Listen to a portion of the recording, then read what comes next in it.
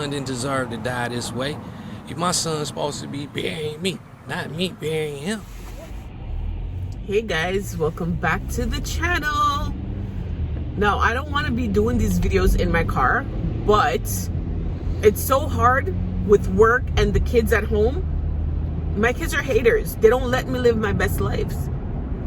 Best life, not lives. I only have one. So I'm gonna have to record this video while I'm driving to work. Otherwise, they won't get done. So we're in February, right? And it's leading up to Valentine's Day. It's the month of love, right? But it's not the case for every relationship. And I'm about to tell you about this particular case. Now, I don't know much about the young man because there hasn't been much revealed about his past life. I know my car's a mess. Don't worry about that. But Terrance Ricks Jr. was born on December 14th, 1991. And he was born to his parents, Terrance Ricks Sr., his mother, Rachel Ricks, and he had 3 brothers. I'm assuming he was the first because he was the junior, but I could be wrong because some people name their last child Junior, so I'm assuming he was the first. There's not much known about his upbringing or whatever, but I'm assuming he had a normal childhood. You know, he had both parents in the house, and yeah, there's not much known about his upbringing. However, in May of 2017, he got into a relationship with a young lady called Danisha, which is actually my sister's name. And usually, you know, when you get into a relationship, the very first is the happiest moments, you know. But this relationship didn't seem to last very long because about a month later, he decided to break up with her. And his parents talk about, and I'm going to insert the clips here, they talk about how she would come to the house and get into arguments with him. And, you know, at one point the dad heard him on the phone saying, "Don't call me anymore, don't text me, I don't want to be with you anymore," sort of thing.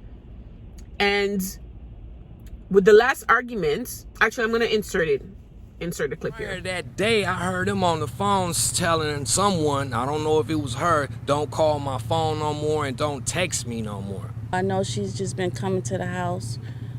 She will pull in the driveway and she'll say hi, but other than that, she was in front of my house arguing with my son. I came outside and told my son, I said, "Leave her alone. Come on in the house, man." Okay, so with that last argument with the young lady, about 15-20 minutes later, he left the house, and because he thought she had left, She was still in the neighborhood stalking him. and he went to go buy cigarettes. While he was at the store, she confronted him again, and another argument, you know, developed.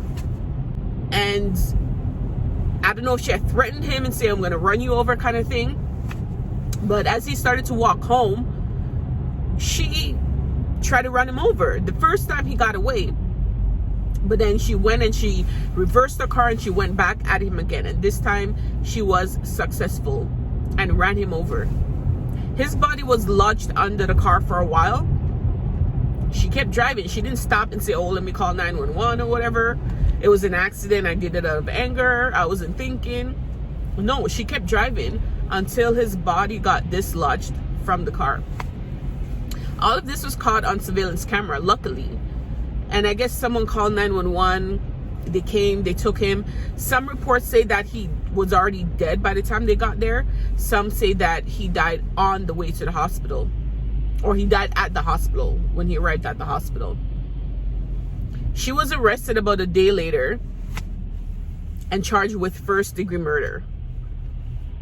And when it got to court now, her lawyers tried to say, "Oh, she wasn't mentally stable," which is used a lot of times. Like, I'm not saying that mental health doesn't play a role in a lot of, you know, crime, but sometimes people use it to their advantage to try and say, "Oh, she wasn't mentally stable and this and that and whatever." But after she was assessed, they're like, "She's mentally stable. There's nothing wrong with her. She's fit to stand trial," which she did. In 2018, however, after a plea agreement, they allowed her to plead guilty to second-degree murder, and she was sentenced to 20 to 40 years, which to me, that's not a lot, because it means she can get out after 20, you know, especially if she's on good behavior. for taking someone's life. You know, at the end of the day, her family can still get to see her, and she can still get out, because she was 20 years old. So if she gets out after 20 years, she's still 40. She's still pretty young. She can still, you know, lead a life, something that he's not going to be able to. His 2 children are without a father. And in December of 2020, his younger brother, Antonio, was actually shot and killed at a house party. So this family has been going through it, you know, 2 children in such a short span, both to violence, and his death is unsolved. They're not sure who did it. I mean, somebody knows, but people are not talking.